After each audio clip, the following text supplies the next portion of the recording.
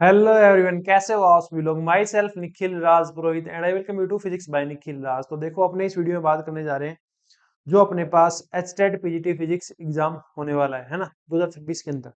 थोड़ा सा उसके पेपर पैटर्न की बात करेंगे, है ना, उसमें क्या क्या आता है और उसकी प्रिपरेशन स्ट्रेटजी थोड़ी सी आपकी क्या हो सकती है ना। उसके रिलेटेड अपना एक कोर्स भी चल रहा है, पीजीटी फिजिक्स बैच नाम से। वो आपको ऐप में मिल जाएगा, जिसमें सारे एचटेट के पीवाईक्यू इंक्लूडेड हैं। और आपको काफी उसके अंदर थ्योरी मिलेगी, क्रैश कोर्स मिलेगा, और आपने जो लेक्चर है उसके क्लास नोट्स जो हैं वो भी आपको पढ़ने के लिए मिल जाएंगे, है ना। वो प्रिंट वगैरह नहीं होते हैं, वो आपको पढ़ने होते हैं डायरेक्ट, है ना। वो आप मोबाइल ऐप से पढ़ सकते हैं, एंड्रॉइड में, आईओएस में भी आप उसको पढ़ सकते हैं, और आपके पास अगर विंडोज ऐप है या फिर कोई टैबलेट है तो उसमें भी आप उसको अच्छे से कर पाएंगे। ठीक है, तो इसके थोड़े से पेपर पैटर्न की बात कर लेते हैं। मैंने थोड़ा सा इसके बारे में लिखा था, तो वो मैं थोड़ा सा नोट डाउन कर देता हूँ यहाँ पे, फिर अपने आगे मूव करते हैं। तो अपने बात कर रहे हैं एचटेट पीजीटी फिजिक्स 2026, है ना। क्योंकि मोस्ट ऑफ कैंडिडेट ऐसे होते हैं जो पीजीटी फिजिक्स एचटेट के अंदर 90 मार्क्स का जो स्कोर है ना, 150 में से 90 मार्क्स का जो स्कोर है वो क्रॉस नहीं कर पाते। उसमें उनको बहुत ज्यादा प्रॉब्लम्स जो है वो फेस करनी पड़ती है। उसके बारे में अपनी थोड़ी सी बात करेंगे। पहले एचटेट पीजीटी फिजिक्स की बात करें तो ये आपके पास जो एचपीएससी पीजीटी फिजिक्स होता है, वो एग्जाम देने से पहले ये आपके पास सर्टिफिकेट इसका होना चाहिए। इसकी वैलिडिटी जो है वो आपकी लाइफ टाइम होती है। मतलब अगर आप एक बार क्वालिफाई कर लेते हो तो आपको फिर ये लाइफ में कभी दोबारा क्वालिफाई करने की रिक्वायरमेंट नहीं है ना। एचपीएससी पीजीटी फिजिक्स की जब भी वैकेंसी आएगी तो अगर आपके पास ये सर्टिफिकेट है तो उसको आप अटेम्प्ट कर पाएंगे, है ना। तो ये अपने पास क्या है, क्वालिफाइंग मार्क्स, क्वालिफाइंग एग्जाम आप कह सकते हो। ठीक है, ये है तो आप आगे मूव कर सकते हो एचपीएससी पीजीटी फिजिक्स के लिए, वरना आप आगे मूव नहीं कर सकते। ओके, तो इसके पेपर पैटर्न की बात करें तो इसके पेपर पैटर्न में अपने पास एक रहता है लैंग्वेज।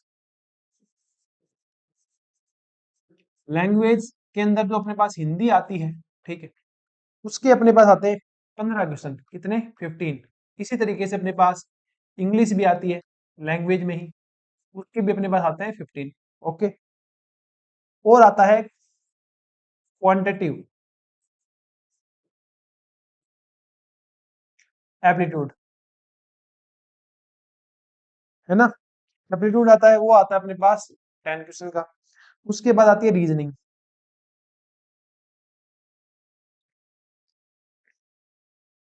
रीजनिंग जो है वो भी आती है अपने पास 10 क्वेश्चन की। उसके बाद आता है हरियाणा जीके, है ना, हरियाणा जीके, वो अपने पास आता है 10 मार्क्स का कह दो या 10 क्वेश्चन कह दो, क्योंकि प्रत्येक क्वेश्चन 1 मार्क्स का ही होता है। और उसके बाद तुम्हारा आता है सबसे इंपॉर्टेंट पार्ट, फिजिक्स, जिसके अंदर बच्चे क्या करते हैं, स्ट्रगल करते हैं। वो आता है 60 क्वेश्चन का। ओके, ये हो गए अपने पास 15 15 30 40 50 60, 15 15 30, 10 40 50 60 और 60 120 क्वेश्चन, है ना। तो 120 ही कैसे हुए, क्या रह गया अपने पास? रीजनिंग आ गई, क्वांटिटेटिव एप्टीट्यूड आ गया, पेडागोजी रह गई, है ना। इधर आ जाएगा चाइल्ड पेडागोजी, चाइल्ड पेडागोजी। इसके अपने पास आते हैं 30 क्वेश्चन। तो ये हो गए 30 30 60, 30 90 और 60 150। मतलब 150 क्वेश्चन आपके पास यहाँ पे होते हैं, 150 क्वेश्चन होते हैं। और इसी के साथ अपने पास आपके पास टाइम इसमें कितना होता है, 2.5 आवर प्लस 10 मिनट्स। ये आपके पास जो है वहां टाइम लिमिट होती है। 10 मिनट आपको मिलते हैं पेपर पढ़ने के लिए, ये चेक करने के लिए कि पेपर में पेजेस वगैरह जो है वो सारे हैं। ठीक है, और अपने पास बस इतने ही कुछ है इसके अंदर। ये आपका ऑफलाइन मोड में पेपर होता है, ऑफलाइन मोड में आपका पेपर होता है। ठीक है, पेन पेपर मोड जिसे आप कह सकते हो। और अपने पास इसमें आपको, है ना, नेगेटिव मार्किंग तो होती नहीं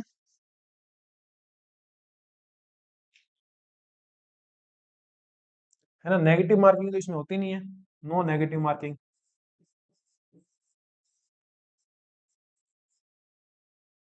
और इसमें आपका जो प्रत्येक क्वेश्चन है वो +1 मार्क्स का होता है ना। ऐसा कुछ आपका पेपर पैटर्न रहता है। अब इसके बारे में देखो, थोड़ी सी डिटेल में बात करें तो कुछ स्टेप्स में इसके आपको और लिख के दे देना चाहता हूँ। ठीक है, देखो इसके अंदर आप कि आपके पास एक है चाइल्ड पेडागोजी, ठीक है, ये ठीक ठाक रहता है। ये जो है ना आपके पास चाइल्ड पेडागोजी है, ये आपके पास थोड़ा ठीक ठाक इसका सेक्शन रहता है, इसमें स्कोर हो जाता है। चाइल्ड पेडागोजी में आप स्कोर कर सकते हैं 30 से लगभग 20+ स्कोर आप आराम से लेके आ सकते हैं, ठीक है। उसके बाद आती है तुम्हारी हिंदी इंग्लिश, ये लैंग्वेज है, ये तुमने जब से जिंदगी में पढ़ना शुरू किया था ना, तब से तुम हिंदी इंग्लिश पढ़ रहे हो, ठीक। तो वहां भी आपको ये काफी हेल्प करता है, हिंदी इंग्लिश तुम्हारी ठीक ठाक जो है वो चली जाती है, कोई बड़ी बात इसमें नहीं है। एम्पलीट्यूड की बात करोगे, मैथ रीजनिंग जो है, ये सारा खेल ही प्रैक्टिस का है। कितनी प्रैक्टिस तुमने इसके अंदर कर रखी है, वही तुम्हारे यहाँ काम आने वाली। जितनी ज्यादा जिसकी प्रैक्टिस होगी, उतने ही ज्यादा उसके पास मैथ और रीजनिंग जो है उसके अंदर वो स्कोर कर पाएगा। इसके बाद आता है हरियाणा जीके, ठीक है। हरियाणा जीके के 10 क्वेश्चन आते हैं, और ये कहो तो तुक्का टाइप। अगर तुम हरियाणा से हो तो तुम ठीक कर सकते हो करंट अफेयर वगैरह पढ़ के, वरना ये ठीक नहीं होते। अगर आप हरियाणा के बाहर के कैंडिडेट हो, या फिर आप फिजिक्स के फील्ड में हो और जीके में बहुत ज्यादा इंटरेस्ट नहीं लेते हो, तो ये इतना आसान नहीं रहता स्कोर करना इसमें, ठीक है। उसके बाद आता है फिजिक्स। फिजिक्स वाला पोर्शन ऐसा है कि अगर तुमने ढंग से फिजिक्स पढ़ी है ना, तो तुम यहाँ स्कोर कर पाते हो, वरना नहीं होता है। अगर तुम ये सोचो कि भाई मैंने पढ़ा हुआ है, मैं फिजिक्स ठीक कर दूंगा, तो ऐसा नहीं होता। क्यों नहीं होता? क्योंकि यहाँ टाइम का इशू आ जाता है। तुम्हारे पास इतना ज्यादा टाइम नहीं रहता जितना बाकी के एग्जाम में होता है। वो हम थोड़ा सा डिस्कस करेंगे कि मैंने ऐसा क्यों बोला है। मार्किंग की तुम्हें पता चल गया, प्रत्येक सही क्वेश्चन के लिए आपको 1 मार्क मिलेगा, नेगेटिव क्वेश्चन के लिए कोई मार्किंग नहीं है, ठीक है। पेपर आपका ऑफलाइन होगा, और यहाँ आपको 2.5 घंटे प्लस के 10 मिनट मिलते हैं। जो 10 मिनट आपको मिलते हैं अपना पेपर वगैरह ढंग से चेक करने के लिए कि कोई गलती वगैरह इसमें मिस प्रिंट नहीं है, ठीक है ना। ओएमआर और पेपर के नंबर सेम, जो क्रमांक होते हैं, ठीक है, सीरियल नंबर होते हैं, वो दोनों सेम, ठीक है। अब इसके अंदर एक चीज देखने वाली ये है क्या, अपने पास ये देखो आप कि यहाँ आपको मार्क्स लेके आने होते हैं कितने, 90 मार्क्स लेके आने होते हैं, ठीक है। मुझे लगता है 20 आप यहां से निकाल सकते हो, ठीक है। इनमें आप 10-10 निकाल सकते हो अगर ठीक ठाक मेहनत करो तो 20 + 20 40 मार्क्स हो गए। 40 और लगभग 15 मार्क्स आप यहाँ में निकाल सकते हो अगर आपकी मैथ रीजनिंग अच्छी है, ठीक है। तो 40 + 50 और 5 55 मार्क्स हो गए, ठीक है। तो आपके पास मार्क्स बच गए कितने, 35। ये 35 मार्क्स जो है ना, आपको कहां से निकालने होते हैं, फिजिक्स से निकालने होते हैं। ये केस कब है, जब तुम इन सब में ठीक हो, ठीक है ना। मतलब इसमें पेडागोजी में तुम्हारी ठीक है, पेडागोजी आती भी इतनी इतनी ही इजी है, कोई टफ नहीं आती। 15-15 ये हो गए, तो 30 में से यहाँ कुछ लगभग तुम 20 के लगभग मार्क्स निकाल सकते हो, अगर ठीक ठाक इसको प्रिपेयर करो तो, है ना। रेगुलर बेसिस पे थोड़ा थोड़ा टाइम देके पढ़ते हो। तो यहाँ फिजिक्स वाला सेक्शन है ना, फिजिक्स वाले सेक्शन के बिना तुम ये 90 स्कोर टच कर ही नहीं सकते, जितना मर्जी कोशिश कर लो, क्योंकि बाकी सारा पार्ट 90 का है। बाकी सारा पार्ट किसका है, तुम्हारे पास 90 का है। तो बाकी सारा पार्ट अगर 90 का है, तो 90 में से तुम जितना मर्जी जोर लगा लो, 60 से ऊपर तुम नहीं जा सकते, ठीक है। तो बाकी के 30 लेने के लिए तुम्हें फिजिक्स की जरूरत पड़ेगी ही पड़ेगी। तो यहाँ फिजिक्स एक काफी इंपॉर्टेंट रोल प्ले करता है कि 60 में से फिजिक्स में एट लीस्ट तुमको कम से कम भी है ना 30 से लेकर के 35 क्वेश्चन जो है वो सही करने पड़ेंगे। 30 से 35 क्वेश्चन आपको क्या करने पड़ेंगे, सही करने पड़ेंगे। अब थोड़ा सा टाइम मैनेजमेंट की बात करते हैं। आपके पास होते हैं 2.5 आवर, मतलब आप कह सकते हो 2 तो पूरे घंटे हैं और आधा घंटा और है। तो ये हो गए अपने पास 150 मिनट, ठीक है। अब 150 मिनट में से आपके 30 मिनट चले जाते हैं ओएमआर के अंदर। 30 मिनट तो आपका कौन खा जाएगा, आपकी ओएमआर ही खा जाएगी। तो आपके पास मिनट कितने बचे, आपके पास बचते हैं 120 मिनट। अब 120 मिनट में से आप अगर देखो क्या, आप ये बात देखो कि आपके पास चाइल्ड पेडागोजी लगभग मैं ये मान के चलता हूं इनमें आपको आधा टाइम लगता है। तो 15 मिनट आपको यहां लगेंगे, ठीक है। 15 और 15 आपको यहां लगेंगे, कितने हो गए 30। ये जो टाइम है, ये पूरा टाइम लेगा कम से कम 1.5 मिनट ईच क्वेश्चन यहाँ लेगा ही लेगा। तो 30 मिनट यहाँ गए, 30 यहाँ गए, ठीक है, और 30 मिनट यहाँ गए, 30 30 60 मिनट आपके गए। ये 5 मिनट लेगा, तो 65 मिनट आपके गए, है ना। 65 मिनट तो आपके ऑलमोस्ट कहो तो गए। तो आपके पास मिनट कितने बचे, आप कह सकते हो लगभग 55 मिनट, ठीक है। आप और भी फास्ट करते हो तो आप यहां मान सकते हो कि आपके पास कितने मिनट बचते हैं, 60 मिनट बचते हैं, ठीक है। 60 मिनट आपके पास होते हैं। ये अपने पास मैथ रीजनिंग जो है वो 1.5 मिनट ईच क्वेश्चन लगभग खाएगा ही खाएगा, चाहे राउंड सिस्टम से जाओ कैसे भी जाओ। राउंड सिस्टम के बिना आप ये पेपर ढंग से अटेम्प्ट कर ही नहीं पाओगे। तो यहाँ राउंड सिस्टम की प्रैक्टिस बहुत ज्यादा जरूरी है, जो आपकी होगी टेस्ट सीरीज से, ये ध्यान रखना। ठीक है, ये मैंने आपको सिंपल बताया है कि आपके पास यहाँ 55 से 60 मिनट ही बचते हैं, क्योंकि 15 मिनट ये खाएगा ही खाएगा। एक क्वेश्चन आप आधी मिनट में कर सकते हो, उसको पढ़ना भी है, उसको समझना भी है, टिक भी लगाना है। ठीक है, तो 15 मिनट या मान लो 15 15 30, 30 और 30 60, इसके 5 मिनट काट लो 65। तो यहाँ आपके पास क्वेश्चन बचते हैं 60 और मिनट बचते हैं कितने, 55। तो सारा खेल अब फिजिक्स पे आ गया। क्या आपको 55 क्वेश्चन करने हैं कितनी मिनट में, सॉरी, आपको 60 क्वेश्चन करने हैं। कितने क्वेश्चन करने हैं, 60 क्वेश्चन आपको करने हैं। ठीक है, और मिनट आपके पास कितने, 55 मिनट, या इसको अपने लेके चल लेते हैं अपने 60 मिनट की। आपने जल्दबाजी करके 5 मिनट और बचा ली, मतलब ईच मिनट यहाँ पे इंपॉर्टेंट है, प्रत्येक मिनट आपका यहाँ पे इंपॉर्टेंट होने वाला है। तो यहाँ आपके लिए टेस्ट सीरीज जो है वो बहुत ज्यादा मैटर करती है कि आपकी प्रैक्टिस कितनी ज्यादा है, आपका कॉन्फिडेंस कितना ज्यादा है। ठीक है, जब आपके पास एक क्वेश्चन के लिए जब आपके पास एक क्वेश्चन के लिए 1 मिनट ही है, ठीक है, इस 1 मिनट के अंदर आपको क्वेश्चन पढ़ना भी है, ठीक है, विजुअलाइज भी करना है, कैलकुलेशन भी करनी है और आंसर भी बताना है, वहां पे टिक करना है। ठीक है ना, मतलब पेपर में तो एक बार टिक करोगे, उसके बाद ओएमआर के लिए 30 मिनट हमने अलग से छोड़ दिए, तो ओएमआर वाली टेंशन हमारी नहीं। ठीक है, 1 मिनट में एक क्वेश्चन फिजिक्स का करना, पूरे प्रॉपर पढ़ के, टेक्निकल जाके, विजुअलाइज करके, ऑप्शन टिक करके कर पाना संभव नहीं है। तो क्या किया जाए, तो यहाँ पे अपने पास एक ही तरीका बचता है, क्या कि आप ये स्टेप्स में आओ, राउंड सिस्टम फॉलो करो, प्लस अपनी जो तिकड़मबाजी है, तिकड़मबाजी लगाओ। ठीक है, और ऑप्शन मेथड पे जाओ। मतलब अपना काम सिर्फ यहां जाके एक ही हो जाना चाहिए कि कैसे मैं अर्लीस्ट इस क्वेश्चन को सोल्व कर सकता हूं। अगर ये आप ऐसे नहीं करोगे, आप बिल्कुल सिंपल एक ऐसे अनुशासित बच्चे की तरह चलोगे, पहला क्वेश्चन करना है, नहीं आया तो अगला, नहीं आया तो अगला, उसको पूरा पढ़ना है, सोल्व करना है, जो आंसर सही निकल के आता है उसको टिक करना है, तो इस तरीके से तो आपके 60 क्वेश्चन जो है वो कभी भी अटेम्प्ट नहीं होंगे। ये आप थोड़ा सा ध्यान रखना। तो यहाँ आपको क्या करना पड़ेगा, 1 मिनट के अंदर एक क्वेश्चन करना आसान नहीं है। तो मुझे ऐसा लगता है आप सिंपल आइए, आप राउंड सिस्टम फॉलो कीजिए।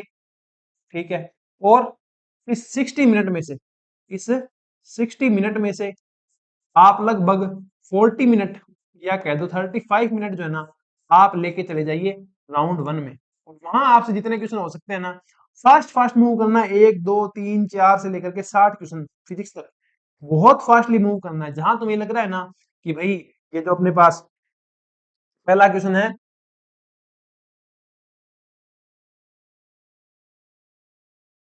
पहला क्वेश्चन है ना, इसके अंदर अपने पास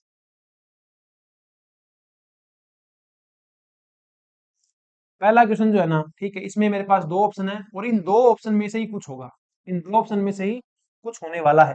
ठीक है, तो आप इस क्वेश्चन को सोल्व भी मत करो, डायरेक्ट उन दो ऑप्शन में से ही चूज कर लो। क्यों, क्योंकि आपके पास नंबर ऑफ ऑप्शंस बहुत पड़े हैं, नंबर क्वेश्चन है ना वो बहुत ज्यादा पड़े हैं। तो अगर आपको दो ऑप्शन पता है कि इसमें से दो ऑप्शन में से होगा, तो आपको वहां टिक करना चाहिए, उस क्वेश्चन को आपको सोल्व नहीं करना चाहिए, मैं ये मानता हूँ। ठीक। किसी ऑप्शन के आंसर में तुम्हें 0 दिखता है या 1 दिखता है, तो तुम्हें रिस्क लेना चाहिए उसकी तरफ जाने का कि भाई ये 0 कहां से आ सकता है। ऐसे नहीं 0 देख के टिक, ये कहां से आ सकता है, थोड़ा सा पॉजिटिव होके, अग्रेसिव होके आपको उसकी तरफ जाना पड़ेगा। ठीक है, एक क्वेश्चन है जिसके 4 ऑप्शन है, 2 माइनस में दिए हैं और 2 प्लस में दिए हैं, और तुम्हें पता है कि भाई इसका आंसर क्या आएगा, प्लस में आएगा, तो इन दोनों पे तुम्हें रिस्क लेना पड़ेगा एक बार। क्यों, क्योंकि क्वेश्चन तुम्हारे पास बहुत सारे हैं, जब बहुत सारे क्वेश्चन होंगे तो तुम्हें थोड़ा थोड़ा रिस्क लेके इस तरीके से आगे बढ़ना पड़ेगा। स्टूडेंट्स कहते हैं सर कि जो एचटेट है, कि जो एचटेट है, इसके अंदर है ना अपने पास एमएससी लेवल आता है। कौन सा लेवल आता है, स्टूडेंट्स कहते हैं कि इसमें अपने पास कौन सा लेवल आता है, एमएससी लेवल आता है एचटेट के अंदर। एचटेट के अंदर एमएससी लेवल नहीं आता, कौन सा लेवल आता है, 11 12 लेवल ही आता है। तुम्हें जब 60 मिनट के अंदर 60 क्वेश्चंस करने पड़ेंगे ना, तो तुम्हें ये भी लग सकता है कि ये लेवल किसका है, जेई एडवांस का है। किसका है, जेई एडवांस का है, या फिर नेट का है, या फिर एमएससी का है, कोई बड़ी बात नहीं है। तो मेन इशू यहाँ किसका है, मेन इशू है 60 मिनट में 60 क्वेश्चंस करने का। ये कब होगा? ये जब होगा जब सब कुछ तुम्हारे कहाँ होगा, फिंगर टिप्स पे होगा। सब कुछ तुम्हारे फिंगर टिप्स पे होगा, सारे तुम पीवाईक्यू करके बैठे होगे, ठीक है ना, सारी तुम ढंग से प्रैक्टिस वगैरह करके बैठे होंगे, तब जा करके आपसे 60 मिनट में 60 क्वेश्चन बन जाए, ऐसी पॉसिबिलिटी है। और लगता है कि भाई मैं जो कह रहा हूँ रियलिस्टिक नहीं है, तो आप एक बार एस्टेट का पेपर दे लेना, या फिर जिन्होंने दे दिया है उनसे पूछना। नेट का एग्जाम निकल जाते हैं पर एस्टेट नहीं निकल पाता, ठीक है। तो यहाँ आप वो भी नहीं कर सकते जब आपको 60 मिनट में 60 क्वेश्चन करने हैं, क्योंकि भाई कोई पार्ट छोड़ देते हैं और जिस प्रकार जो भी होगा बाकी देख लेंगे, है ना। लगभग कितने चैप्टर है आई थिंक फिजिक्स में 28, 11 12 दोनों मिला करके, तो वो 28 के 28 चैप्टर जो है उसमें तुम्हें सब कुछ फिंगर टिप्स पे तुम्हारे होना चाहिए, ठीक है। बहुत तगड़ी तुम्हारी प्रैक्टिस होनी चाहिए, बहुत तगड़ी तुम्हारी टेस्ट सीरीज लगी होनी चाहिए, तो जाके आप एचटेट निकाल पाओगे। और ये लगभग गारंटी है कि एचटेट ना बहुत कम लोगों का है, ठीक है ना, बहुत ही कम लोगों का है। बहुत ही कम लोगों का है तो आप कह सकते हो एचपीएससी के लिए बहुत ज्यादा कंपटीशन नहीं है, है ना, कंपटीशन नहीं है। क्योंकि पहली CD HPSC PGT physics try करने की क्या है, एचटेट है। तो पहले आपको ये टारगेट करना पड़ेगा, है ना। अगर कैंडिडेट ज्यादा होते हैं तो एचपीएससी क्या करवाती है, स्क्रीनिंग एग्जाम करवाती है। नया तो पिछली बार स्क्रीनिंग हुआ था और नया इस बार स्क्रीनिंग हुआ, क्यों? क्योंकि कैंडिडेट ही नहीं है जिन्होंने एचटेट कर रखा है, समझ रहे हो, और कर रखा है तो एचपीएससी प्रोफेसर में चले गए, एचपीएससी में कुछ प्रोफेसर बन गए, ठीक है, कुछ बाकी स्टेट्स में लग गए, कुछ बाकी वैकेंसी में लग गए। यहाँ कंपटीशन बहुत कम है तो आपको एचटेट पहले करके आना पड़ेगा, और उसमें बहुत मेजर रोल करता है, मेजर रोल प्ले करेगा तुम्हारा कौन, फिजिक्स वाला पोर्शन।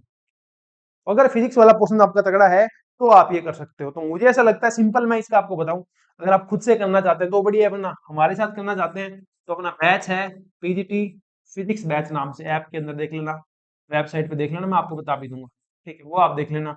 इसके साथ ही आपके टेस्ट सीरीज भी अवेलेबल है, वो आप एक बार देख लेना, ठीक है। खुद से करना चाहते हो, सिंपल कहूंगा मैं, 11 12 का प्रत्येक चैप्टर पढ़ना, थ्योरी पढ़ना डीपली, ठीक है, उसके शॉर्ट नोट्स बनाना, ठीक है, और उसके पीवाईक्यू करना, असाइनमेंट करना, ठीक है, और उसके फिर आकर के क्या देना, टेस्ट देना। ये इतना प्रोसेस पूरा करना प्रत्येक चैप्टर के लिए, तो जाके आपका एचटेट जो है वो हो जाएगा। अगर एक डिसिप्लिन वे में नहीं रह पाते, पता नहीं कौन से करने हैं, कौन से रिलेवेंट क्वेश्चन है, कौन से पीवाईक्यू है, क्या लेवल रहता है, तो आप सिंपली जाकर के बैच भी ज्वाइन कर सकते हो। इतना करोगे तो मुझे लगता है तुम्हें जरूर बेनिफिट इसका मिलेगा, ठीक है। तो मैं एक बार तुम्हें बैच के बारे में थोड़ा सा और इन्फॉर्मेशन दे देता हूँ, जो कि अपनी वेबसाइट पे अवेलेबल है ना। ये आपने देख ही लिया होगा एक बार।